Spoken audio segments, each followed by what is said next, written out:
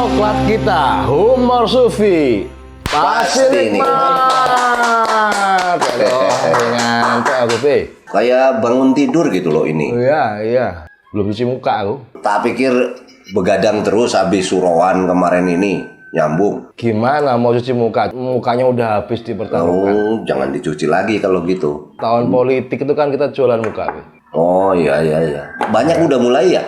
Politik? Udahlah, itu udah mulai ada yang nawarin aku jadi cawapres. Masa? Iya. Yang nawarin aku pres malah. Presiden. Wah, berarti kita berpasangan aja. Boleh kalau gitu. Iya. Tapi dari partai atau dari independen atau dari apa nih? Independen aja kita, memberi warna pada kehidupan politik toh. Wes pasti kalah kalau dari independen. Kok bisa pengalaman situ ya, jalan wali kota ya? Pengalaman aku. Jalan wali kota gagal. Di sana kenapa? Rame di Jakarta apa? Enggak lah, kita nggak peduli ya siapa presiden, siapa wakil presiden. Kita nggak dapet apa-apa juga. Kalau saya urusan politik itu, Gus. Militan. Milih sing ana duitan. Belum berubah kamu dari dulu tuh. Motivasimu masih materialistis loh.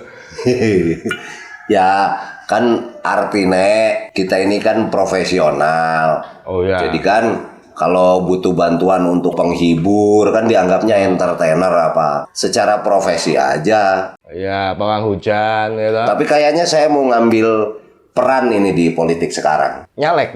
Enggak, jadi pawang hujan aja. Kan banyak event. Iya, Nah, betul. itu per meter persegi, Be. 1 kali 1 berapa gitu kan? hitungannya berapa meter persegi baru keluar angka. Indoor gimana? Indoor kan nggak peduli hujan apa enggak. Tapi kan orang turun dari mobil kehujanan nanti udah pakai jas pakai apa? Ngikutin hujannya di atas dia ya. Kemana Iya. dia berjalan, hujan ngikutin. Bukan, saya koordinasi dengan para pemilik tenda-tenda ini yang gede-gede itu. Oh, ditendain aja berarti ya. Kalau hujannya ya susah, tapi saya menyewakan tenda. Oh gitu. Loh, Iya. berarti kalah jauh sama Bendra loh. Bendra bisa loh mawang Wah. hujan itu. Mengendalikan hujan? Mengendalikan, ngambil jimat dari rumahmu. Dan Jan itu mengendali hujan. Aku itu ngantuk banget gara-gara habis minum obat sakit gigi. Lah. Kemarin kan sampean pamer gigi palsu itu. Gigi apa itu? Logam mulia atau apa itu? Besi-besi itu. Ya. Mana?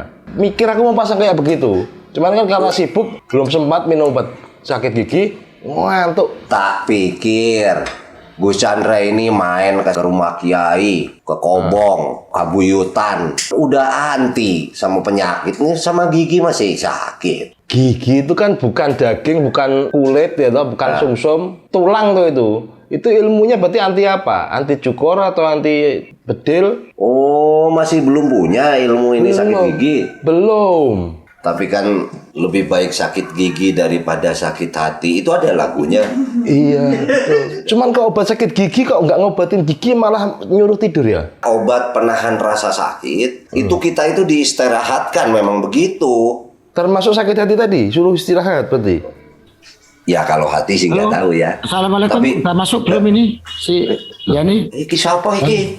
Loh, Mas, loh, Mas Astro. Loh, waduh, salah masuk aku. Loh, Wah, aku ini, Mas Astro ini mau ikut Zoom apa? Mau masuk ke sini? saya ini tadi mestinya rapat melalui perjumpaan. Karena saya nggak ada waktu, terus disuruh perjumpaan. oh. Terus kan masuk ke sini. Aku salah ngetik iki. Ini tadi kan saya mestinya rapat para caleg independen. Loh, Loh. Sini nyapres sama nyawapres loh, Mas. Ini capres cawapres independen. Independen. Iya. Oh ya benar, aku tadi itu disuruh rapat caleg independen. pantesan tadi saya dengar Pak Henry lagi daftar jadi ketua KPU. Oh, oh ya kalau Pak Hendri mah KPU, Komisi Pemiluan Umum, jadi bikin orang pilu. Ini berarti aku ya otomatis. Di sini aja. Takdirnya ke sini sudah kita aja dikasih pelajaran tentang capres cawapres independen. Nah, Waduh. Piye Mas? Piye sehat Gus Chandra. Sehat tuh. Ya alhamdulillah. Saiki iku karena akeh wong sing ora sehat, dadi nek awak dhewe tetep sehat iku ya patut bersyukur gitu. Iya. Ana sing sehat awake ora sehat dompete. Ono sing sehat dompete, sehat awake ora sehat pikirane kan dadi repot kabeh ini. Iya. Sing sugih pikirane, sugih dompete, sugih segala masih. Soal sugih pikiran, sugih rasa, sugih ati, angger nang umur supi ya dadi sugih.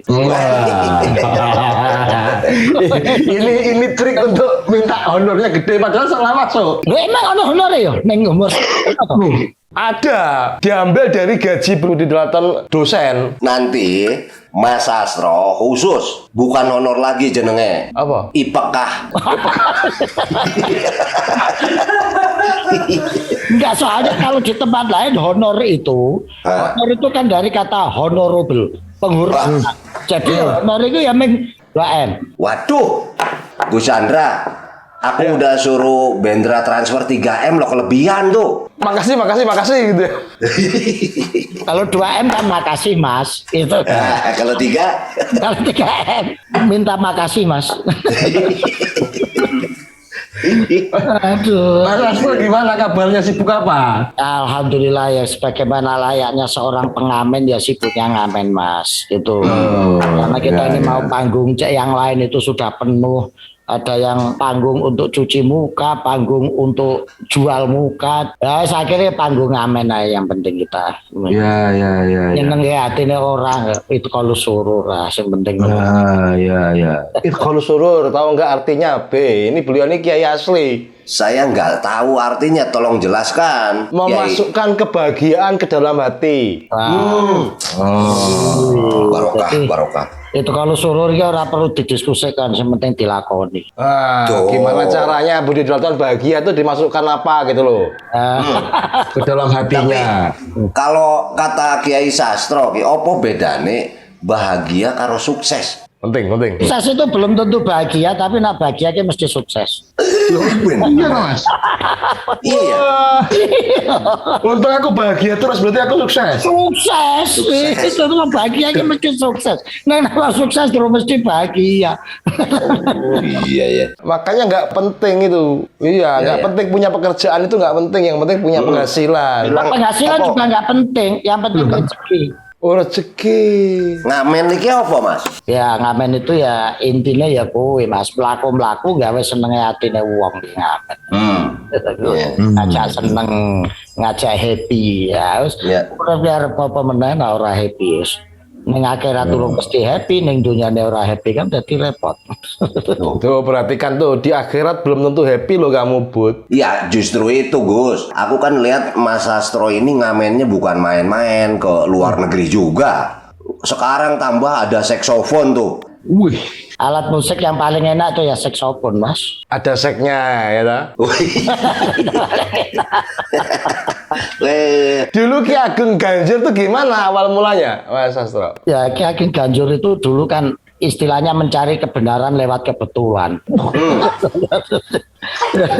Ceritanya ini Gus Dur ngajak melaku-melaku, ketemu ziarah di makam seseorang. Saya enggak tahu ini makamnya sopo. Waktu itu cuma ada patok 2 sama cungkup yang sudah reot. Saya tanya Gus Dur, Gus ini makamnya sinten? Oh ini makamnya wong top gitu. Ini wong top itu. Ini makamnya Mbah Dur Rahman. Dia terkenal dengan Mbah Ganjur. Karena beliau ini adalah sosok yang penemu gong ganjur. Terus aku tanya, ini ceritanya gimana bisa menemukan sosok Ki Ageng Ganjur itu? Terus dia tahu ini seorang sufi hebat dia itu, Tro. Nah, ciri-ciri sufi hebat itu adalah menyembunyikan diri. Dia ngomong gitu. Berarti aku rapati hebat berarti aku, B. Sufi bling-bling iki.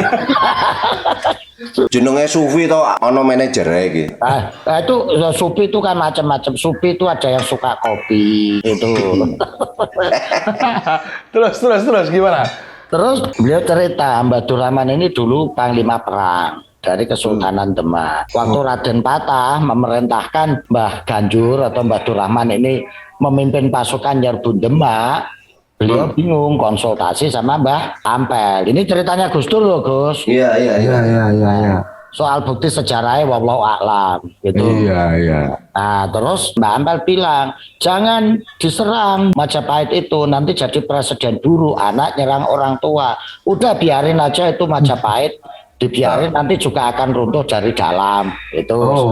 Setelah runtuh nanti diambil alih dalam rangka untuk buying time, karena dia kan bingung mau nyerang melawan perintah guru, nggak nyerang melawan perintah sultan. Maka dia buying. Nah, tentara-tentara itu dengan alasan dilatih perang, gitu. Nah, dalam latihan perang ini beliau bikin tari-tarian, bikin musik, alasannya latih perang. Nah, akhirnya ketemu Gong Ganjur itu, maka dia dikenal dengan Mbah Ganjur, seorang sufi hebat yang tahu pasukan medan perang dan tahu bermain kesenian. Nah, akhirnya Gus Dur bilang, waktu itu saya ingat tahun 1990, wes terus bikin grup musik nama Ki Ageng Ganjur. Pada perjuangan Syekh Abdurrahman Mbah Ganjur waktu itu gitu. Nggak ada hubungannya sama Ciganjur tempat tinggal Gus Dur? Oh enggak. Dari segi kisah narasi itu sebetulnya etaknya ke Mbah Ganjur Syekh Abdurrahman yang ada di Demak. Namakan beliau itu di Ngroto, Godong, sebelah timurnya Mbah Sunan Kalijogo. 91 Gus Dur memerintahkan itu. Gus Dur bilang, kamu bisa keliling dunia nanti lewat ini. Aku ketawa ngakak waktu itu Gus. Terus kadang ngamen iso tekan luar negeri. Ya, buktekno wae. Nggak taunya beneran bisa. Nah itu ceritanya dulu Ki Ageng Ganjur itu seperti itu Gus Chandra. Jadi terus kenapa pilihannya menggunakan perpaduan antara musik modern sama musik tradisi, Mas? Kita ngikuti pada strategi perjuangannya Gus Dur. Gus Dur itu kan strategi perjuangannya enggak mengkonfrontasikan tradisional dan modern. Tradisional sebagai sarang spiritualitas, modernitas sebagai sarang rasionalitas. Itu dipadukan. Nah, konstruksi kebudayaan Nusantara itu ya perpaduan rasionalitas dan spiritualitas, perpaduan modernitas dan tradisionalitas. Makanya Gus Dur meskipun mempelajari teori-teori barat, ilmu-ilmu rasional, ujung-ujungnya tetap neng kuburan. Gus Dur melakukan rekonstruksi kebudayaan sebetulnya, menaikkan rasionalitas, spiritualitas, mendamaikan tradisionalitas, modernitas yang oleh orang-orang modern dipertentangkan.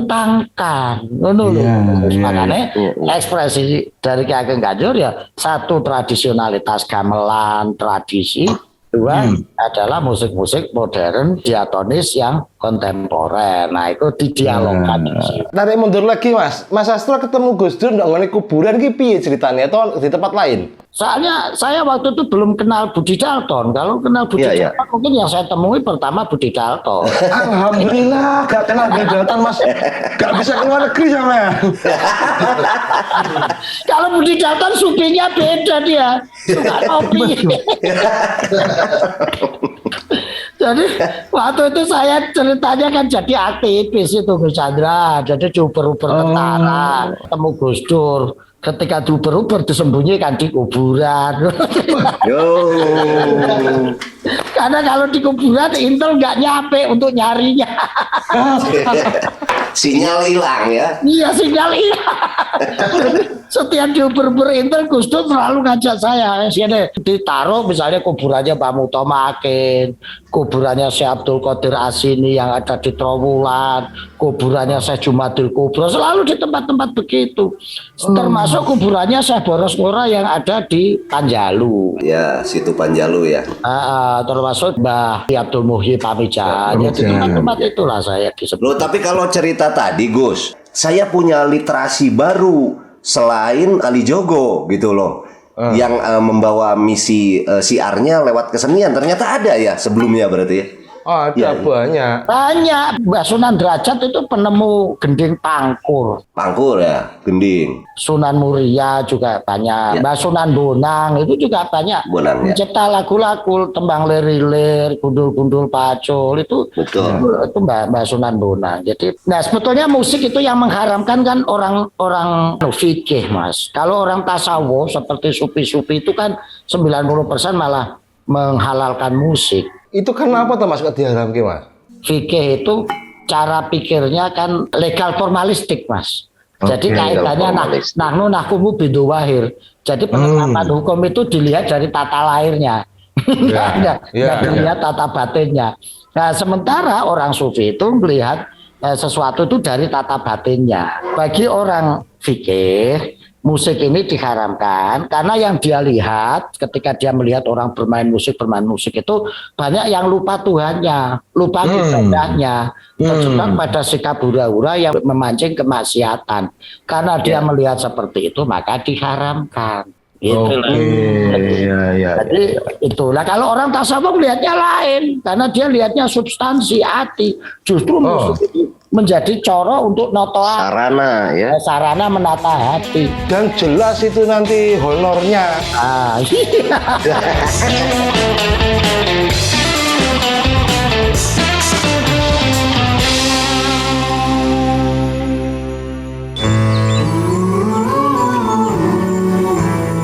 Jarum coklat saat tepat, saat melepas gundah hati, hanyut dibuai rasa mantap, senang mengenang hati puas. Jarum coklat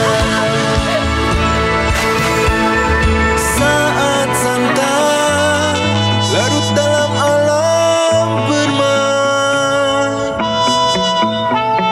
suasana seimbang tepat, jadi nikmat jarum coklat.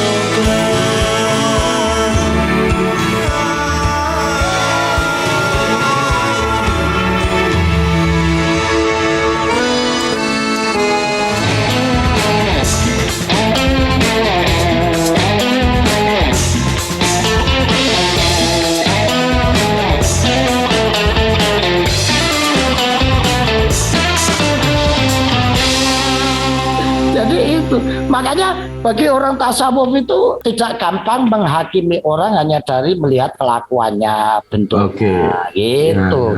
Makanya saya sering guyon itu, Chandra. Kalau di kita itu kan tatarannya kan syariat, hakikat, makrifat, kan gitu. Ya. Di atasnya lagi masih ada? Di atasnya ada maksiat.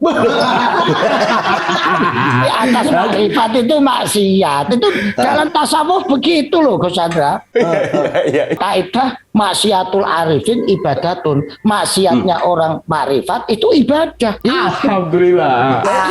Contohnya ada loh. Itu dulu ya. Kalau maksiat itu dilihat dari perspektif fikih, ya rusak. Karena maksiat itu biang kerusakan, biang kebejatan. Tapi maksiat dari perspektif tasawuf, itu makomnya di atas makrifat. Makanya orang yang makrifat itu kelihatannya melakukan maksiat, tapi sebetulnya tidak maksiat, sedang beribadah. Contohnya dulu Gusmi misalnya. Kalau dulu berdakwah kan di Hotel Elmi, minum bir sampai habis beberapa kerat. Itu kan kelihatannya maksiat, tapi sedang beribadah beliau itu untuk menyadarkan orang-orang yang sedang suka-suka mabuk. Oh, dia masuk ke alam itu ya. Ada lagi Al-Bustami itu kisahnya kan pernah tanya kepada Allah. Kira-kira beginilah kalau bahasa gaulnya. Temen aneh di surga nanti siapa sih? Masa cuma 72 bidadari? Nggak asik dong. Nah, gitu. Sama kamu dikasih tahu. Oke, ya Yazid Bustami. Ente silakan pergi ke satu tempat ketemu ini namanya Fulan bin Fulan bin Fulan. Akhirnya dicari. Dia datang ke tempat itu. Oh, ada itu lagi di atas itu, di ruangan atas. Ternyata begitu di ruang atas, orang yang disebut itu sedang pesta minuman keras beserta cewek-cewek. Wah, dia langsung kaget. Masa Tuhan ngeprank gue? Gitu kira-kira. Gua kan tanya temen gue di surga, masa disuruh ketemu orang yang lagi maksiat gitu, ketemu cewek-cewek mabuk-mabukan. Ini Tuhan ngeprank gue nih. Gitu. Lagi berpikir begitu, si Fulan langsung kaget. Ya Yazid Al-Bustami, ta'al. Aneh temen ente nanti di surga ya, kita nanti sudah tahu. Ya. Dia sudah tahu. Nah ini kan ini yang saya sebut bahwa maksiatul arifin ibadatun. Maksiatnya orang-orang yang sudah makrifat itu ibadah. Nah yang repot kita ini Bib Dalton kita ini syariatnya belum benar, hakikatnya belum nemu, sudah ikut-ikutan maksiat. Nah itu Jadi kalau Aduh. mau maksiat itu harus sudah level Makrifat. Nah, gitu. Saya itu Pak ke hotel Ilmi. Kalau ke Surabaya pasti nginepnya hotel Ilmi. Cuman pesennya kopi susu, nggak berani pesen bir. Jadi kalau mau maksiat harus makrifat dulu. Kalau orang Jawa nih, Habib Dalton, ya. Ya. Nah, Habib itu panggilan sayang, bukan Sayang. kita. Jadi Habib itu artinya yang. Eyang, artinya eyang. Padahal saya panggil Habib Dalton, masya Allah. Ya, Itu ya. artinya yang Dalton, yang tersayang. Ya. Nah, gitu. Jadi gini Habib Dalton. Jadi kalau di Jawa proses itu harus berjalan secara berurutan, nggak bisa loncat. Syariatnya belum benar, marifatnya belum nemu, Tarekat, hakikat. marifatnya belum sampai. Ya jangan maksiat dulu, karena kalau dihilangin satu bubar. Makanya kalau di Jawa atau di Nusantara ini kan disimbolisasikan melalui tembang seloka. Seloka, ya. Chandra mesti tahu seloka kan itu nyanyi. Dayoe teko, gelarne kloso, klosone bolong, tambalen gemblong, gemblonge mambu, pakane asu, asune mati, buane kali. Kan urut. Urut ya. Jadi kacau. Dayoe teko, pakane asu. Nah, Nah, kebalik ya. itu. Nah, ini bagi orang-orang tasawuf bisa mendalami hal-hal seperti itu. Iya. Itu slogan. Jadi daya teka ya gelarnya kloso ini bolong tambalen gemblong. Nah, kalau hilang satu daya teka tambalen gemblong, nah itu rusak.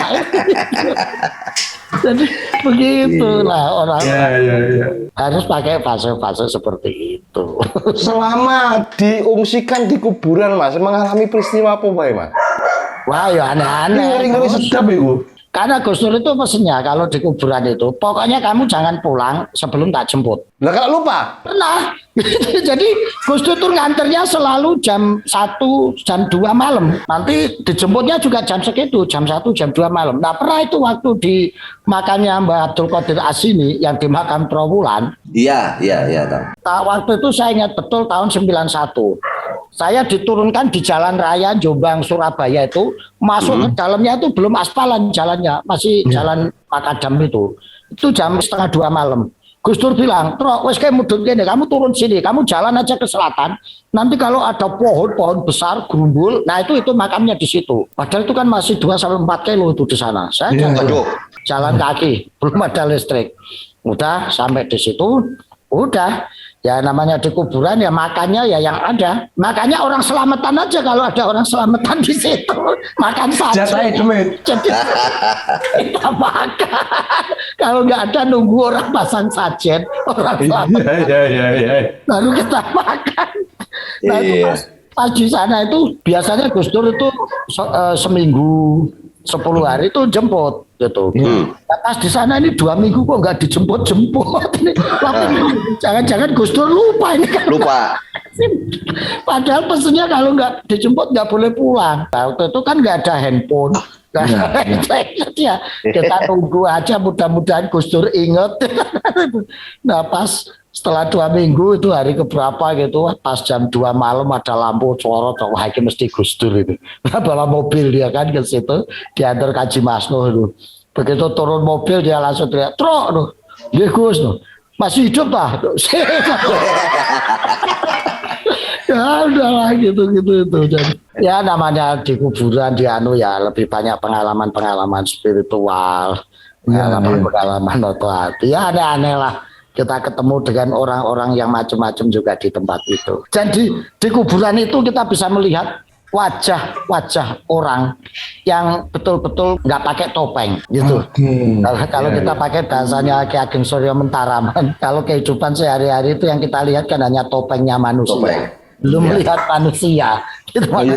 Ketika Anda ingin melihat manusia ya Anda harus turun ke bawah, mengalami hidup pada fase yang paling nista, paling sengsara dan paling susah. Di situ baru kelihatan wajah manusia tanpa topeng gitu. Nah, itu yang saya lihat di kuburan itu manusia-manusia asli yang tanpa topeng. Iya. Manusia datang ke kuburan dengan berbagai kebutuhannya. Opo Mas, contohnya Mas, pasang nomor. Iya ada aja sing pasang nomor jaluk itu ya ada. Jaluk dan cepet jodoh, jaluk masalahnya terselesaikan, rezeki lancar dan ada aja begitu ya. Kadang saya ngajak ngobrol mereka ya, saya belajar dari mereka bagaimana menghadapi kehidupan yang macam-macam. Si tempat makam ini kuburan kan tidak selamanya punya bangunan untuk kita berteduh atau apa, itu piye Mas? Di situ aja kita tidur ya di situ. Biasanya di situ tuh ada tikar ya, namanya wijit kalau di Jawa ya, tianya di situ tuh mesti ada.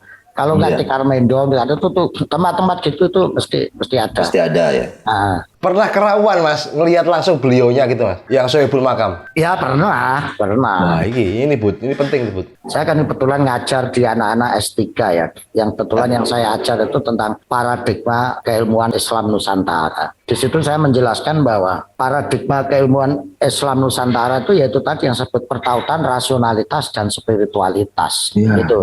Orang menyebut itu mitos, lenek. Itu kan karena belum bisa dijelaskan secara rasional. Ketika dia bisa dijelaskan secara rasional, dia menjadi saintifik.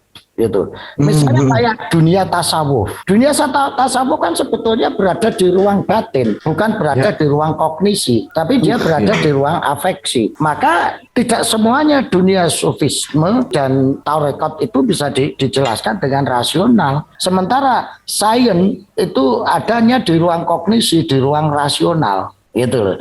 Nah disitulah sebetulnya kehebatan epistemologi Nusantara itu karena bisa mentautkan keduanya. Nah selama ini kita malah membuang yang spiritual ini karena kita anggap lenek, kita anggap irasional, anggap mistik dan lain sebagainya. Jadi semuanya sebetulnya ada penjelasannya masing-masing sesuai dengan perspektif dan ruangnya. Separah apa masyarakat Indonesia membuang spiritualnya itu yang menjadi spiritnya orang Indonesia sebetulnya? Seberapa jauh sekarang sudah ditinggalkan? Barat bangunan gitu. Sudah sampai nyongkel pondasi. Tidak hanya tiang-tiangnya dan sekat-sekatnya yang dihabisin. Kritis berarti ya Mas? Kalau kritis kan perlu dibawa ke UGD. Iya. Nah. Iya. Sampai tahap itu ya? Karena prosesnya ini kan melalui dua sisi. Dari sisi kiri itu melalui hegemoni rasionalitas positivistik itu. Yang dianggap ilmu ya yang masuk akal. Rasional. Yang rasional.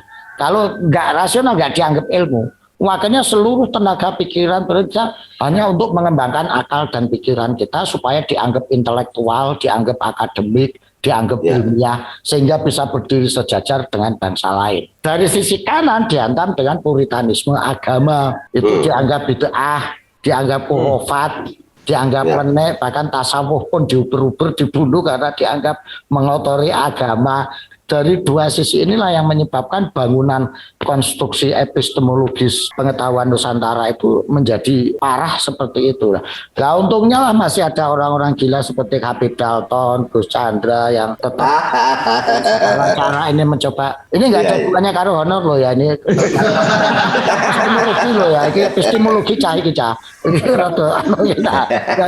Yang seperti itu. Gitu. Iya. Nanti dulu toh. Kalau sampean berdua kan dosen pengajar, bahasanya daki tinggi sekali, aku nggak paham ya pakai bahasa yang mudah. Ini sing gampang ya Gus ya. Jadi ceritanya awak dhewe iki kaya kodok. Kodok. Begitu melihat ular lari kencang, diwasok itu sang kodok ini kagum. Wah hebat ya ular itu, larinya cepat, gesit, lincah. Wah, akhirnya sang kata ini berpikir kalau begitu cara jalan itu mestinya yang benar seperti ular, bukan seperti kita yang loncat-loncat ini. Ini kata si kodok.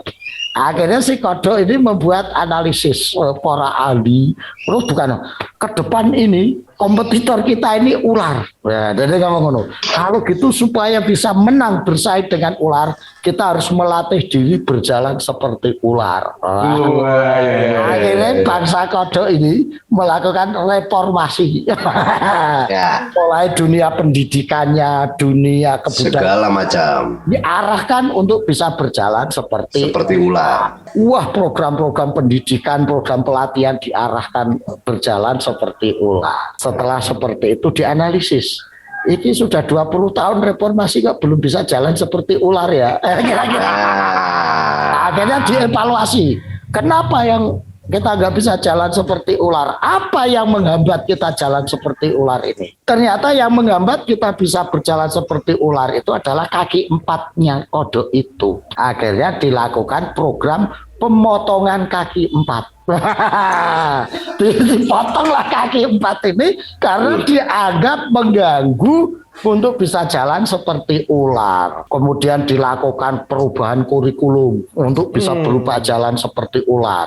Lembaga-lembaga penelitian dibiayain untuk mencari metode yang tepat bisa jalan seperti ular. Lembaga-lembaga kursus membuka kursus jalan seperti ular dengan biaya murah dan udahlah macam-macam. Akhirnya setelah lama begitu kakinya 4 dipotong, nggak bisa jalan seperti ular, malah jadi makanan ular. Itu yang terjadi di bangsa kata.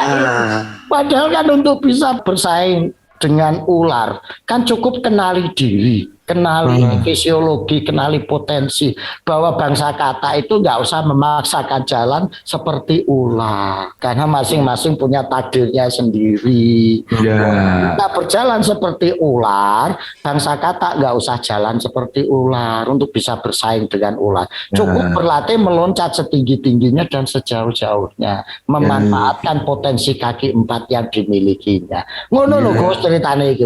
Ya dipotong kaki empatnya malah nggak bisa meloncat seperti kodok juga ya, kehilangan dirinya ya. Jadi makanannya ular. Terus gak iso mlaku seperti ular. Dia sebagai kodok yang nggak bisa jalan seperti kodok. Akhirnya dipangani ular bedino. Tapi secepat-cepatnya ular juga dia berjalan, dia tetap nggak bisa loncat ya. Nah, iya makanya. Iya. Jadi sudah punya fitrahnya masing-masing. Itu makanya daripada kita memaksakan diri berjalan seperti ular, saya kata ini lebih baik berlatih meloncat sejauh-jauhnya dan setinggi-tingginya, memanfaatkan potensi diri secara fisiologis. Dalilnya yang kamu hafal banget tuh lebut, man arofa nafsahu Fakot aropa bahu. Nah itu Babe. itu penjabarannya man arofa nafsahu fakot arofa robahu ya di situ itu Bedalton. Barang siapa mengenal dirinya, maka dia akan bertemu katak. Ya. Itulah. Iya.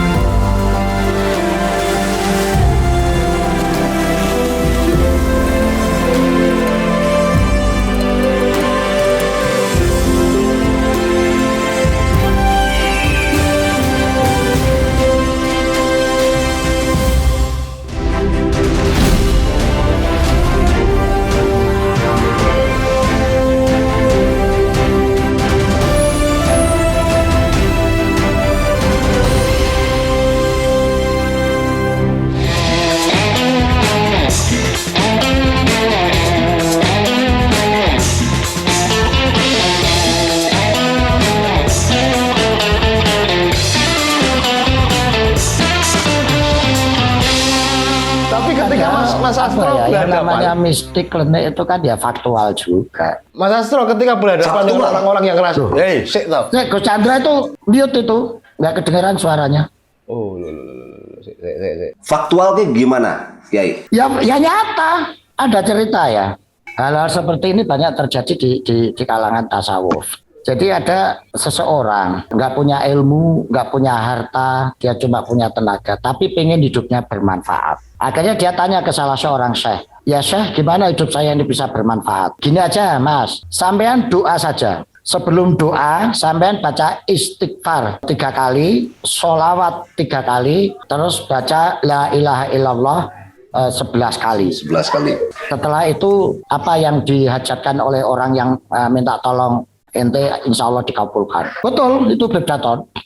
akhirnya si orang ini jadi orang terkenal karena dianggap doanya manjur. Dengan yang tadi doanya. Nah, suatu saat dia pengen sowan ke syekhnya itu. Begitu sampai di syekh itu sudah meninggal. Tinggal para generasi penerusnya. Nah, si fulan ini kan sudah terkenal. Dia datang disambut. Wah, ini penerusnya syekh kita. Ini doanya makbul, doanya manjur. Ayo kita berdoa mengamalkan amalan yang diajarkan guru kita dulu supaya kita bisa meneruskan. Oke, siap. Nah, terus disuruh baca. Begitu dibaca kaget dia. Loh, kok panjang banget gitu. Panjang banget gimana? Ente dulu dikasih ijazah apa? Ya saya cuma dikasih ijazah suruh baca istighfar 3 kali, sholawat 3 kali, la ilaha illallah 11 kali. Lah ya itu yang kita baca itu. Loh, itu bunyinya begitu ya? Iya. Lah terus sampean gimana? Loh, saya dulu kalau mau doain orang ya cuma baca istighfar 3 kali, sholawat 3 kali, la ilaha illallah 11 kali. 11 kali. Itu aja ya cuma gitu doa. Itu manjur gitu. Apa? Itu loh. Bisa gitu ya? Ya istighfar itu apa, sholawat itu apa, Iya. itu apa. Ya sudah doanya begitu, gurunya gitu. Nah ini di dunia tasawuf itu kan yang diutamakan kebersihan hati, keikhlasan jiwa. Dia cuma baca itu tapi hatinya bersih, jiwanya ikhlas. Ya Allah kabulkan itu. Berbeda dengan orang yang doanya panjang-panjang bahasa Arab, tapi hatinya ya nggak dikabulkan. Ini fakta yang terjadi seperti itu. Iya. Tapi pengalaman-pengalaman seperti barusan tuh berbeda-beda ya tiap-tiap orang capaiannya ya. Mbak Jalil itu dimintai doa WTS. Ada yang minta doa. Pak Yai saya minta doa. Doa apa? Doa supaya dagangan saya laris. Emang kamu jualan apa? Jualan sarang burung Pak Kiai. Di mana kamu jualan? Di Doli katanya. Belum dibubarkan. Ini Gus Chandra mana udah malah terlempar ini. Dia mau masuk lagi kayaknya nih. Kan saya khawatir nggak tahu pintunya. Aduh. Ya, itu sama Kiai Jalil cuma ditanya kenapa kamu jual sarang burung di situ gitu. Ya gimana Pak Kiai, saya ditinggali anak 2, ibu sakit, suami pergi entah kemana, yang saya punyanya cuma itu. Dalam keadaan kepepet ya saya terpaksa jualan sarang burung, sangkar burung di situ. Emang Pak Jalil juga, oh ya sudah kalau gitu saya doakan mudah-mudahan kabul. Bismillah ya, mudah-mudahan laris. Gitu, jadi nggak diminta tobat, nggak diminta hijrah, nggak diminta pakai jilbab, enggak. Ya sudah pulang, ya udah pulang, mudah-mudahan laris dagangan kamu. Setelah 2 minggu datang lagi dia, kawan ke Mbah Jalil. Gimana? Doanya kurang manjur ya? Enggak Kiai, malah justru terlalu manjur. Nah, terus apa lagi? Ya udah Kiai, ini karena tadi terlalu manjur, saya mau pamit berhenti dari jualan burung, jualan sarang. Loh, iya. Kenapa kok berhenti? Iya Kiai, saya tidak kuat sehari melayani 20 sampai 25 orang. Wah, saking larisnya. Larisnya. Terus anak kamu gimana? Ya ini gini Kiai, karena ini sudah ada modal, saya kejual sarang burung kerja 2 minggu ini, saya pakai untuk modal. Oh saya mau jualan yang benar, bikin warung, mudah-mudahan ya itulah. Kalau seperti itu ya sudah ya, tak doakan kamu jual warung aja yang benar. Itu duit yang kemarin digunakan untuk modal, insya Allah jadi jalannya rezeki. Itu uang haram jadi halal karena kamu dalam keadaan darurat. Wes, bismillah, buka warung yang benar, insya Allah jadi pintu rezeki. Nah itu. Cek. Nah, oke, balik. Masuk. Iya, assalamualaikum. Waalaikumsalam. Masuk. Halo. Saya tadi dengar kok ada jualan sarang burung. Oh, ini lagi. Kalau soal sarang burung memang kedengarannya cuma sayup-sayup. Iya. Burungnya dia kan nggak sayup. Jadi kalau lagi ngobrolin ini tasawuf dengan beberapa pengalamannya gitu ya. Kalau memang orang yang kurang diridhoi itu biasanya memang tertendang. Dari surga juga banyak yang ditendang gitu keluar. Loh, padahal hatiku bersih loh. Tapi pas urusan burung-burung ini langsung ditendang. Konek soalnya. Iya. Gitu Gus. Mas Astro kan ini di dunia akademis loh Mas. Nggak hanya akademis tapi juga dunia mistik. Makanya titel kita tuh akademistik. Karena Disambung ya? akademik cuma separuh, mistik Separuh ya? separuh. Yang benar tuh akademistik. Iya, tapi Mas Astro kan di dunia itu ada nggak penolakan tuh Mas? Kan biasanya rasionalitas lebih diutamakan lah di dunia yang itu gitu. Ya sudah pasti Mas. Pasti ada. Bagi kaum-kaum yang rasional positivistik dia juga menolak. Saya dulu pernah punya pengalaman ini ya Gus Chandra. Waktu saya cerita begini gitu ya di depan orang-orang dinyinyirin lah. Sastro memang nggak pernah belajar ilmiah akademik ya diomongannya ya klinik seperti itu yang mistis-mistis begitu. Gue langsung bilang, gue ini dokter. Gue dokter loh. Oh iya tuh dia baru ngomong gitu. Saya dokter. Secara akademik punya otoritas untuk menjelaskan keilmuan gitu ya secara akademik. Karena gue dokter saya di UI. Dia baru terkejut. Jadi Mas Astro dokter di UI. Iya, saya ngomong gitu. Dan karena saya dokter dari UI, maka saya berani ngomong bahwa ilmu-ilmu rasional positivistik itu cuma separuh. Yang separuh itu ada di spiritual. Non positivistik, saya ngomong begitu. Terus gimana? Nah, ya sama lah orang fundamentalis itu. Kan tidak hanya fundamentalisme agama, fundamentalisme positivistik juga ada. Kita tidak menolak pemikiran-pemikiran dan pemahaman yang spiritual itu gitu. Tapi yang moderat akhirnya juga bisa menerima. Gitu. Kamu dokter apa, Bud? Saya ini mondok di kantor, tidur di kantor. Itu lebih abadi itu kalau Iya. Saya itu dulu dokter itu, Budi. Ya cuma untuk jagain kalau ada orang yang sok-sokan ilmiah itu aja. Iya. Bisa sombong. Makanya kalau nggak ada yang sombong ya dokternya saya sembunyikan. Iya. Untung kita nggak sombong, Bud. Ya. Bayangin kalau saya nggak dokter jelasin gitu, dinyinyirin kan gua langsung nggak bisa ngomong itu. Seluruh paradigma yang gua bangun langsung runtuh itu. Hanya gara-gara gua nggak dokter. Itu ya kadang-kadang gelar itu juga ya tadi lah orang sudah melihat manusia itu dari gelarnya dari. Tapi kalau gelar yang paling itu ya gelar sufi itu sebetulnya. Karena sufi itu sudah beyond identity sebetulnya. Sudah nggak memerlukan identitas kategori nggak perlu itu. Makanya itu sudah, oleh Ki Ageng Suryo Mentaram itu disebut menungso tanpa ciri. Menungso tanpa ciri. Sudah beyond identity. Kalau Ki Ageng Suryo Mentaram itu kan bagi manusia itu ada empat kategori ya. Manusia awam yang disebut juru catet itu ya level syariat lah kira-kira seperti itu. Catet gitu. Kedua itu adalah menungso kromo dongso, itu sudah parep, sudah punya keinginan. Keinginan punya mobil, keinginan punya jabatan. Nah, yang ketiga itu menungso pengangen-angen. Itu manusia sudah menggunakan rasionalitasnya. Kalau orang modern kan berhenti di situ. Oleh Ki Ageng Suryo Mentaram dinaikkan satu level lagi, ada manusia di atas itu yang disebut dengan menungso tanpa ciri itu. Jadi dia sudah beyond identity sudah. Nah, itu sebetulnya orang tasawuf itulah sebetulnya yang menempati makom menungso tanpa ciri. Itu dia sudah beyond identity. Sesuai sama aku ya Bud ya. Jadi kayak saya ini capek-capek sekolah nih, aku nih gelarnya SPDMN, Budi Setiawan SPDMN. Apa itu? Sepeda mini. SPDMM, sepeda mas. Perjalanan hidup Mas Astro ini kan berliku-liku. Sampai pernah jadi asistennya Gus Dur sebagai presiden. Itu awalnya dulu gimana ceritanya Gus Dur bisa jadi presiden, Mas?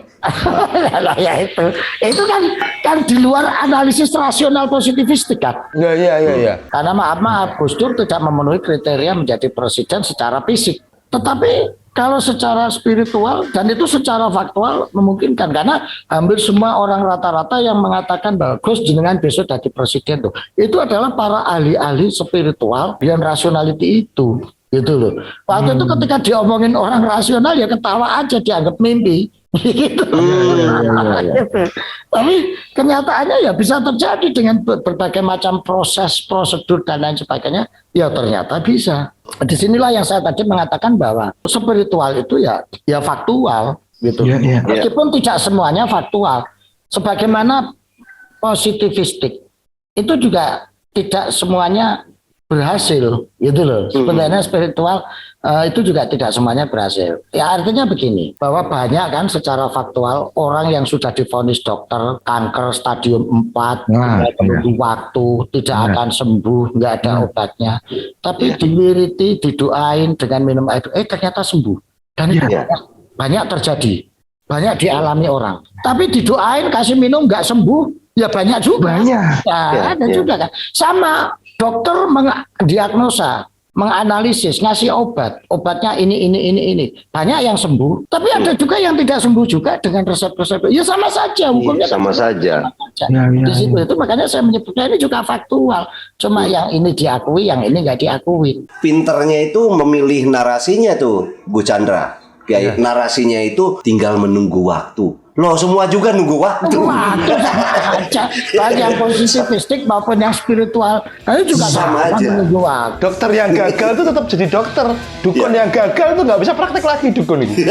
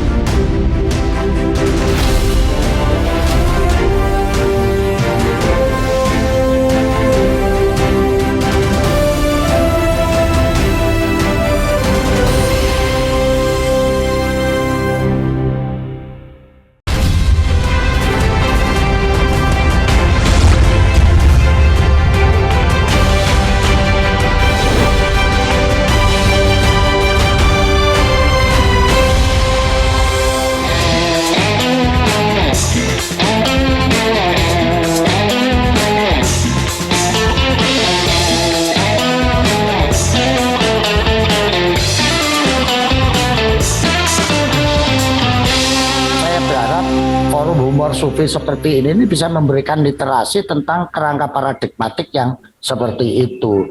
Karena humor sufi itu sebetulnya tidak sekedar humor, tapi itu bagian metode menjelaskan, menyampaikan dan menginterpretasikan pesan-pesan spiritual yang dengan cara yang sederhana dan enjoy. Waktu Gus Dur jadi presiden tuh sebelumnya beliau ngomong pertama di mana, Mas? Nggak ingat saya, karena ketika ngomong dengan saya itu kan belum tentu itu omongan yang pertama. Dia sudah ngomong dengan orang sebelumnya di forum lain dan di tempat lain. Kalau dengan saya itu seingat saya setelah Muktamar Cipasung kita ngomong saya diskusi guyonan itu sama beliau gitu. Wah, hebat ya Gus sampai di ngalahno skenario nih Pak Harto. Ayo terus gini calon presiden ya kudu imbang. gitu. Iya toh Gus. Iyalah so presidennya ganti aku. Saya sendiri sebagai orang yang rasional yang anggap itu hanya gurauan celutukan saja. Iya. Terbukti malah ya ternyata ya. malah terbukti. Hari-hari Gus Dur jadi presiden itu kalau dibandingkan dengan hari-hari sebelum dan setelahnya, itu piye Mas dinamikanya Mas? Saya terus terang ketika Gus Dur jadi presiden kan saya nggak intens lagi karena saya memang pamit untuk tidak berada di lingkungan itu. Saya pamit mau balik kembali ke kampus. Saya ingat betul Gus Dur dilantik tanggal 20 Oktober. Singkat cerita saya dipanggil dan ketemu lah pokoknya. Itu jelang pengumuman kabinet. Kok perjuangan awak dewi wis tekan kene. Jadi perjuangan kita sudah sampai di sini. Sekarang ya kita harus sama-sama di sini. Terus maksudnya Pak Batur? Ya kamu harus sama saya di istana bareng-bareng sini. Saya bilang, Gus, kalau boleh milih saya tak nggak di sini aja Gus. Aja gitu. Emang kenapa? Kamu nggak mau nemeni saya lagi? Bukan Gus. Kan jenengan dulu pernah bilang bahwa orang bersatu itu tidak selamanya harus berkumpul. Nah kita ini selama ini sudah bersatu dan berkumpul Pak Dur. Wiwit zaman biyen awak dhewe rekoso ngalor ngidul kan kita bersatu dan berkumpul. Detik ini saya pengen kita bersatu tapi tidak berkumpul. Kenapa? Alasannya apa? Kamu nggak mau bantu saya, dia ngomong gitu. Sampai ini di sini ini sudah banyak yang bantu. Saya ngomong gitu. Oke. Kalau sekedar untuk bantu itu sudah banyak. Saya malah khawatir kalau saya di sini nggak sempat bantu, sampean malah uyel-uyelan dengan yang lain saya. Saya ngomong gitu. Iya, iya. Dia terus ketawa terus. Enggak, maksudnya piye dia ngomong gitu. Gini Gus, di mata saya sampean detik ini pindah ruang. Oke. Dulu sampean melakukan atarbiatus siasah ala ro'yah, political education pada level society. Sampean keluar masuk rumah kiai, keluar masuk forum rakyat, keluar masuk makam-makam untuk mendidik, menemani, menjelaskan rakyat, menjelaskan kiai tentang demokrasi, HAM, toleransi, dan lain sebagainya. Sehingga tidak ada satupun kekuatan demokrasi yang lepas dari tangannya. Detik ini sampean pindah ruang. Tugas itu nampaknya sudah berakhir. Sampean pindah ruang melakukan political education pada level state apparatus, atarbiatus siasah alal imaroh. Kalau sampean ngajak semuanya di sini sing terus gaweane sampean ki sapa? Nah, Aku tak nerusne gaweane sampean untuk keluar masuk ngamen turut-turut ratan ngalor ngidul nerusna jejak sampean itu. Dari saat itu saya terus jalan sampai hari ini karena sumpahnya belum dicabut sampai Gus Dur meninggal. oh, oke, ya. Orang lain kan rebutan masuk istana, kok malah sampean metau lu. Saya merasa nggak bertempat di situ. Gus Dur dah terus ninggalnya aku. Enggak, kan kita di itu Pak Dur, kita tetap bersatu meskipun tidak berkumpul. Tapi aku tetap dibantu. Pokoknya kapan-kapan jenengan butuh kulo mungkin ditimbali mawon. Terus sampean iki sing bantu wis oke. Karena dulu kan jenengan juga pernah ngendikan bahwa kemenangan itu akan punya 1000 ayah, tapi kekalahan selamanya jadi anak yatim. Dia nama Dewi lagi kalah di Pak Harto, ya dulu gak ngaku, malah mengikut musuhi, gitu. Jadi anak yatim hidup sendiri. Tapi orang yang sudah menang itu punya 1000 ayah, semuanya ngaku jadi orang tua, ngaku jadi saudara, karena sudah menang. Iya. Itu dulu begitu lah. Saya harus menang, Gus punya 1000 ayah. Dan nalika jenengan melihat langkah zigzag Gus Dur dari luar istana pripun Mas? Ada ketir-ketir Mas? Ada khawatirnya enggak Mas? Enggak, sama sekali enggak. Biasa. Karena saya juga tahu Gus Dur main tanpa beban. Oke, ya. Main tanpa beban. Makanya begitu dilengsarkan dianu kan ya sudah. Kalau saya memahami kenapa Gus Dur enggak menyesal dilengsarkan. Gelonya Gus Dur itu bukan karena dilengsarkan. Ini tafsir saya. Gelonya Gus Dur itu cuma ini. Saya ini mau berjuang menggunakan kekuasaan untuk menolong rakyatku, membenahi negaraku. Tapi kok malah aku diperlakukan koyok ngini. Gitu loh. Itu yang disesalkan Gus Dur itu. Ya wes nek karepmu koyok gitu ya sudah nyo. Kekuasaan pek negara urusan kabeh wis kono pangano. Wes aku tak ya ora apa-apa gitu. Iya. Oh aku iki karepe arep noto, arep berjuang, arep penggunaan kekuasaan dengan kok malah mbok rewui, malah kamu hanya cegati kan ya sudah sana. Itu yang menjadikan Gus Dur kerso untuk keluar istana apa Mas? Saya dengar-dengar itu yang nyuruh keluar malah lurahnya apa ketua RT gitu ya? enggak. Jadi itu waktu itu saya sempat dengar ya, ada namanya Pak Dharma sama Gus Im rembukan. Ini Mas Dur ini kalau langsung dari istana dikeluarkan begitu aja kayaknya kok terusir. Perlu dikasih bridging atau momentum untuk kesannya supaya nggak terusir dari istana. Enaknya Mas, Gus Dur berobat supaya ke Amerika dulu berobat gitu lah. Nanti setelah pulang dari Amerika baru jujuk ke rumah, tidak jujuk ke istana sehingga kesannya menjadi smooth.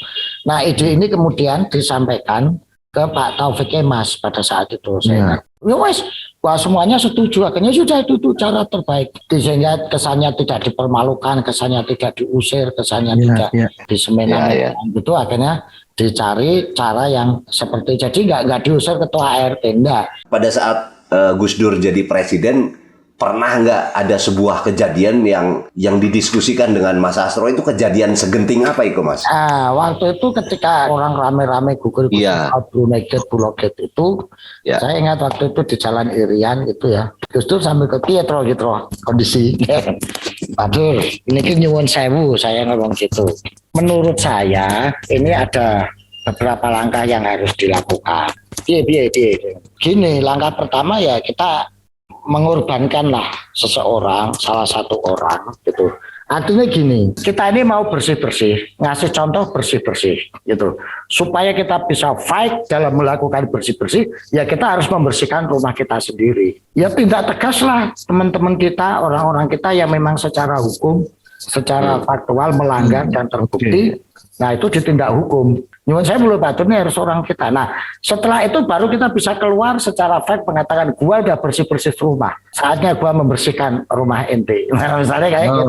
Dan ente ini yang artinya ya kita harus bukan mengorbankan sih ya, tapi ini memang langkah yang harus kita ambil. Yang kedua, kelompok legislatif ini mengatasnamakan rakyat, saya ngomong gitu. Apa yang dilakukan, apa yang diucapkan selalu mengatasnamakan rakyat karena secara legal standing beliau-beliau punya otoritas untuk melakukan itu. Gitu. Mereka melakukan gerakan secara legal formal. Nah ini bisa kita imbangi dengan gerakan kultural. Gitu. Ini maksudnya kata Gus Dur. Gini aja Gus, kalau mereka melakukan pembicaraan keputusan menyuarakan kepentingan rakyat, ya kita bikin aja sidang rakyat. Kita undang kelompok-kelompok adat, perwakilan kelompok adat, kelompok profesional, akademisi, intelektual, LSM. Kita undang tokoh-tokohnya, kita mengadakan musyawarah. Nah ini suara rakyat ini. Kalau mereka jujur ini de facto. Mereka legal formal, ini kultural, substansial. Suruh ngomong tentang Indonesia ke depan, keinginannya. Nah, dibikin sidang rakyat. Ya apa juga itu. Saya ingat waktu itu Gus Dur langsung panggil Pak Marsion. Panggil Pak Marsion. Ini kita bikin ini. Waktu itu sempat tapi ya nggak tahu ceritanya ya nggak berjalan juga. Iya. Langkah Gus Dur kan berani banget sampai bikin dekret presiden waktu itu ya. Iya. Nah akhirnya yang itu nggak kejadian, yang muncul justru dekret. Itu. Waktu itu Gus Dur juga sempat dilobi beberapa orang. Seingat saya ya, sudahlah Gus, kita kompromi saja. Kompromi lakukan A, B, C, D, E. Kalau Gus Dur melakukan ini, sudah akan kita kawal, kita selamatkan, dan kita jaga Gus Dur sampai akhir kepemimpinannya. Gus Dur nggak mau, nggak bisa. Waktu itu saya sempat nanya, aduh itu kompromi ini ku pripun, kan sudah ada. Bro, dia ngomong gitu. Kompromi yang ditawarkan ke saya itu menyalahi prinsip-prinsip bernegara. Saya tidak mungkin melakukan itu. Jadi kompromi itu ada pengamputasian kekuasaan, ada macam-macam alasan. Itu menyalahi undang-undang dan saya nggak bisa menjalankan fungsi saya sebagai presiden secara maksimal untuk memperjuangkan nasib rakyat, nasib negara secara maksimal karena diamputasi oleh kekuatan kompromi itu, yang dibalik kekuatan itu ada kepentingan-kepentingan lain. Ya saya lawan aja, saya kalah nggak apa-apa, yang penting saya nggak salah. Itu pernyataan. Kalau soal kalah menang itu urusan politik, itu hal yang biasa. Kalau soal salah benar itu pertanggungjawaban saya di hadapan Tuhan. Itu tidak bisa saya. Nah itulah jadi itu Pak Budi, dibalik hiruk pikir itu sebetulnya ada perdebatan seperti itu. Itu penting loh buat kita nyapres nyawapres itu. Banyak sekali cerita yang masyarakat sebetulnya level tertentu tidak tahu gitu kan. Bahkan sampai ada isu tadi diusir RT gitu kan, isu-isu yang dibangun lah gitu. Padahal kan wah itu genting sekali ya saat sampai itu ya. Beliau keluar pakai celana pendek gitu, gimana tuh Mas? Sama Mbak Yeni itu. Itu ceritanya tuh. Saya ingat itu. Malam-malam saya pas ada di sana itu aku masuk lagi makan gitu ya, ada Mbak Inaya, ada Mbak Yeni, ada Mas Wahyu, ada ajudan. Tiba-tiba ada tuh kiai yang masuk itu. Lupa saya kiai siapa waktu itu. Ngasih tahu Gus, niku tiang-tiang tong pagri istana niku kuat lho Gus, ngenteni sampean metu niku. Gus Dur kan mereka udah kita perintahkan balik, udah suruh balik aja itu mereka itu, daripada terjadi yang tidak diinginkan. Bilang aja bahwa tidak ada satupun kekuasaan yang berhak dipertahankan dengan tetesan darah. Gitu. Udah suruh balik aja. Ya itu yang bisa nyuruh balik Gus Dur gitu, karena mereka seperti itu. Nah, terus saya juga ngomong, nggih Gus niku kedahan jenengan temoni niku supados mereka marem niku tiang-tiang niku supaya gitu. Ya saya ditemoni gitu. Pak enggak mboten enggak ganti celana dulu. Ora wis kene wae wong ngadepi rakyat ya kudu rakyat. Keluar terus dada-dada. Gitu. Itu manuvernya gila-gilaan waktu Gus Dur waktunya sangat sedikit kepemimpinan tapi kan hasilnya luar biasa tuh. Sampai ya Polri dipisahkan dari TNI ya. Ya banyak mengatakan seperti itu. Legasinya banyak lah tuh ya. Mas Astro aku pengen tahu jawabannya Mas. Pembisiknya Gus Dur siapa Mas? Ya nggak tahu saya. Lu sampai nggak melu bisi? Enggak. Mana berani saya bisiin Gus Dur. Gus Dur itu di atas saya kok bisik. Nggak tahu. Ya mungkin semua orang merasa mengaku jadi pembisik. Itu hebatnya Gus Dur di situ. Membuat semua orang bisa merasa berguna dan berperan maksimal di hadapan beliau. Itu salah satu kehebatan Gus Dur kan seperti itu. Sampai melahirkan pasukan berani mati waktu itu, B. Piye gue ceritanya itu? Ya pasukan berani mati takut lapar. Jadi tak kon berantem ternyata mati wani tapi tak kon ngeleh ya benar-benar. Itu kehebatan Gus Dur dan itu harus dihargai mereka itu sangat luar biasa tulus, ikhlas, loyal ya sebagai mempertahankan suatu yang diyakini yang ada di Gus Dur sampai berani mati untuk bertaruh nyawa mempertahankan dan melakukan pembelaan itu luar biasa. B, apalagi B? Pertanyaan B. Saya jadi ini memang mengarah ke Pak Gus Dur nih ya. Jadi banyak sekali statementnya itu yang mengundang kontroversi. Walaupun benar gitu. Artinya beliau ini berani mengeluarkan satu statement yang sifatnya sebut kata akademis itu antitesis gitu. Tapi karena dengan bahasa sederhana justru ini mudah dicerna. Tapi malah yang menjadi marah-marahnya itu malah elit gitu. Padahal rakyat itu sangat paham waktu itu dan cocok kelihatannya. Makanya tadi legasinya tuh banyak walaupun waktunya pendek. Nah kira-kira nih proses apa yang dilalui ya seorang Gus Dur, mungkin Kiai Sastro kan lebih banyak waktu dengan beliau. Itu proses apa yang beliau lalui sehingga menganggap hal-hal yang genting itu enteng aja lah gitu. Gitu aja kok repot. Nah gitu. Apa itu Mas? Gitu aja kok freeport. Sebelum jawab saya harus melakukan disclaimer dulu Kang Budi. Ibaratnya Gus Dur itu sumber mata air. Itu semua orang bisa menimba air itu ya untuk dimanfaatkan sesuai dengan kepentingan dan kebutuhannya. Saya itu karena saking dekatnya dengan mata air itu saya nggak bisa nimbo malah jadi ya akhirnya nggak dapat air. Saya itu satu. Yang kedua saya ini nggak punya timbo karena saya ini orang yang bodoh. Kalau orang yang pintar itu nimbanya kan pakai timba, pakai ember, pakai gayung, pakai gentong sehingga dapatnya banyak gitu. Nah karena saya ini bodoh jadi ya nggak bisa nimbanya pakai keranjang. Karena pakai keranjang ya dapatnya sedikit. Karena tidak hanya bocor tapi malah ambiar, dapatnya paling tetesan-tetesan yang ada di keranjang itu. Yang sedikit itulah yang saya dapat. Jadi mungkin ini tafsiran saya ini juga bisa salah. Jadi jangan dianggap yang saya omongin ini wah ini mesti benar karena terlalu lama sama Gus Dur. Wah ini mesti tepat karena dapatnya banyak dari Gus Dur karena belum tentu juga gitu. Nah, kenapa Gus Dur bisa menyatakan sebenarnya ini gue? Satu karena Gus Dur memiliki pemahaman keagamaan yang sangat luas dan dalam. Sehingga dia menguasai kaedah-kaedah dalam menerapkan agama ini secara tepat. Misalnya memiliki kaedah idza dzaqal amru itasyak. Ketika masalah itu menyempit, berat, maka harus dilapangkan dan dipikirkan. Misalnya, dia mengerti kaidah itu. Sehingga menghadapi situasi apapun ketika sudah genting, tertekan, ya kita tidak boleh merasa tertekan. Lepaskan aja supaya menjadi lebih lapang. Itu satu, itu dari segi metodologi berpikir yang akhirnya menjadi pijakan dalam membentuk sikap dan mensikapi keadaan itu. Darul mafasad muqaddam ala jalbil masoleh atau irtikabu ala akofud daruren wajibun. Ini kayaknya Romain ini bib. Ditranslate sedikit. Biasanya ngerkes. Jadi irtikabu ala akofud daruren, mengambil risiko terkecil dari berbagai macam risiko yang ada. Misalnya itu juga ada kaedahnya.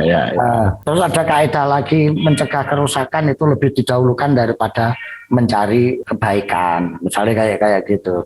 Nah, itu adalah metodologi-metodologi yang sangat dipahami oleh Gus Dur sehingga bisa SIGW. Dari segi referensi atau dari segi pelapangan hati, Gus Dur ini kan hidup dari berbagai lapis masyarakat yang itu bisa menjadi referensi hidup bagi beliau. Beliau memasuki referensinya tidak hanya teks mati, tapi juga teks hidup. Dan teks hidup ini masuk dalam berbagai macam ragam, bentuk, jenis, pola yang bermacam-macam. Dari mulai orang yang level bawah sampai level atas, diakrabi secara basah kuyup. Gitu loh. Nah, ini yang membuat Gus Dur menyebabkan ya sudahlah easy going aja, tahu referensi yang banyak ini membuat semuanya jadi ringan. Yang terakhir yang justru lebih penting ini, Gus Dur tanpa beban itu, nggak ada kepentingan sempit, kepentingan sesaat yang perlu dipertahankan dengan berbagai cara sehingga itu jadi beban ketika mau dilepas. Jadi hasilnya easy aja ketika melepasnya. Jadi 3 hal ini yang menurut saya menyebabkan Gus Dur bisa enjoy, fun, easygoing, menyederhanakan masalah yang ruwet, gitu ya. Meringankan masalah yang kelihatan berat dan lain sebagainya. Jadi referensi yang cukup, metodologi yang kuat, dan permainan tanpa beban yang ringan itu 3 hal ini menurut saya. Itu B, itu belum lagi cita-cita Gus Dur sebagai wali loh B. Loh iya. Memang langkah-langkahnya kan memang mengejutkan banyak orang itu. Sudah Itu wali. episode berikutnya kalau itu. Sampai pertanyaan terakhir Bang Astro. Beliau pernah ngendika bahwa salah satu capres kita saat ini itu akan jadi presiden di usia tua. Itu piye iki, Mas? Piye ya kan dibukti mangkono. Enggak dibuktikan hati. Yang memenuhi ciri yang diharapkan masyarakat sebagai presiden berikutnya mencapai Indonesia yang jaya piye? Itu jangka panjang. Oke. Ya, untuk mencapai Indonesia jaya itu perlu perantara tahapan-tahapan. Ya mungkin tahapannya harus melalui presiden yang di usia tua begitu, misalnya kayak begitu kan juga kita sama-sama nggak tahu kan. Ya. Ayo Pet, pertanyaan terakhir Pet sebelum maghrib ini. Ini ada sedikit ini Mas relevansinya yang tadi lah. Ini kok jadi kayak kuliah nih. Iya, kalau aku kan ini lagi bikin catatan juga kayak. Relevansi artinya gini, mungkinkah sebetulnya di dunia akademis tadi, di dunia pendidikan gitu, menyelipkan tadi barang sekian persen yang berkaitan dengan spiritualitas dalam konteks kurikulum misalnya. Harus cara seperti apa? Kalau memang itu cara yang terbaik untuk Indonesia, Mas? Menurut saya justru yang lebih penting dijawab di pertanyaan kedua. Kalau pertanyaan pertama mungkinkah? Ya sangat mungkin. Cuma persentase kemungkinannya itu seberapa? Kemungkinannya itu bisa besar kalau para akademisi, para intelektual Nusantara ini mampu membuka diri untuk menerima hukum-hukum, kaedah-kaedah, metodologi yang sifatnya spiritual ini. Karena saya berani mengatakan bahwa hal-hal spiritual ini, metode-metode spiritual ini di Barat juga dipakai, diterapkan. Coba posisinya itu seperti istri simpanan. Istri simpanan itu kan disayang, ya kan? Terus diongkosi, bahkan ongkosnya paling mahal. Tapi disembunyikan. Tapi disembunyikan. Dia nggak boleh eksis. Sebab kalau eksis merusak sistem. Orang-orang berpengalaman ini, jelas. Pengamat itu lebih objektif dan lebih jeli daripada pelaku. Kalau pelaku biasanya nggak objektif dan kurang jeli. Iya. Jadi itu posisinya. Sebab kalau sampai Barat modern mengakomodir spiritualitas sebagai a part of the knowledge system, maka seluruh bangunan epistemologi yang dicekokkan ke kita, yang dikampanyekan runtuh semuanya. Nah, dan sebetulnya paradigma modern yang rasional positivistik itu kan sudah dikritik oleh orang modern sendiri kan, karena kelemahan-kelemahannya banyak sekali. Misalnya orang seperti Jürgen Habermas itu dengan madhab kritisnya, itu kan habis-habisan menguliti modernisme bahwa janji-janji objektivitas, janji-janji modernitas itu sebetulnya mitos. objektivitas yang diagung-agungkan, ternyata di baliknya itu ada selubung-selubung kepentingan yang juga sangat subjektif. Demikian juga madhab Frankfurt misalnya yang dimotori oleh Adorno, Horkheimer, dan Herbert Marcuse, itu juga habis-habisan mengkritisi. Terus kaum postmodernisme misalnya mengatakan bahwa narasi-narasi besar tentang modernisme itu sudah gagal, maka perlu dimasukkan narasi-narasi kecil yang bisa menjadi alternatif, yang bisa meruntuhkan hegemoni narasi-narasi besar. Cuma kritik terhadap modernitas ini ujung-ujungnya kembaliannya penyelesaiannya kan tetap dengan rasionalitas. Dia belum mampu mengakomodir spiritualitas sebagai bagian dari jawaban untuk menjadi alternatif terhadap kegagalan-kegagalan modernitas rasional positivistik itu. Nah, secara pelan-pelan mulai sedikit ada yang mau mengakui beberapa tokoh. Nah, ini menurut saya momentum yang baik kalau intelektual dan akademisi Nusantara itu mau memanfaatkan momentum ini. Saya sendiri kalau ngajar misalnya ya, sosiologi, saya sudah mulai mengajarkan sosiologi Nusantara misalnya. Kita belajar dari Amanat Galunggung, kita belajar dari Ila Galigo, belajar dari Ki Ageng Surya Mentara. Yang itu sebetulnya ada dimensi-dimensi sosiologisnya dengan pendekatan-pendekatan yang itu tadi spiritual. Saya kira itu, Pak. Tinggal tergantung kitanya aja mau apa enggak. Nah, itu Gus, mau apa enggak? Sebagai penutup, dengan segala teori tentang capres-cawapres, yang paling ditunggu itu Wahyu Keprabon, Mas. Pulung Ratu, itu diterangkan, Mas. Aku yang saya tunggu sih sebetulnya nasi keprabon itu, nasi liwet keprabon. Oke, satu, Wahyu Keprabon itu bukan benda. Itu adalah realitas simbolik sebagai cerminan dari spiritualitas. Maka dia akan gagal kalau itu mencoba dianalisa secara rasional, dianalisa secara material. Dia hanya bisa dianalisa secara spiritual. Dan kepekaan spiritual inilah yang akan menjawab tentang Wahyu Keprabon itu. Yang kedua, Wahyu Keprabon itu hanya berupa postulat-postulat yang hanya bisa ditangkap oleh mereka yang memiliki kepekaan spiritualitas tinggi, dan itu tidak sembarang diomongkan. Semakin sembarang diomongkan, semakin sembarang dipersonifikasikan, derajatnya makin rendah alias ibul. Kira-kira seperti itu. Tapi bisa dibisniskan, Mas? Oh bisa. Kalau yang begitu dia dibisniskan, ya akhirnya jadi mengalami degradasi. Iya. Karena itu bukan hal yang untuk dibisniskan. Udah pupus, harapanmu jadi capres, pupus. Kita ke jalan kebudayaan saja, semoga bermanfaat untuk masyarakat Indonesia. Terima kasih Mas Astra. Assalamualaikum.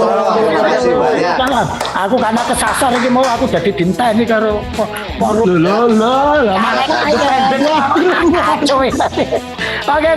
Assalamualaikum. Assalamualaikum. Gus.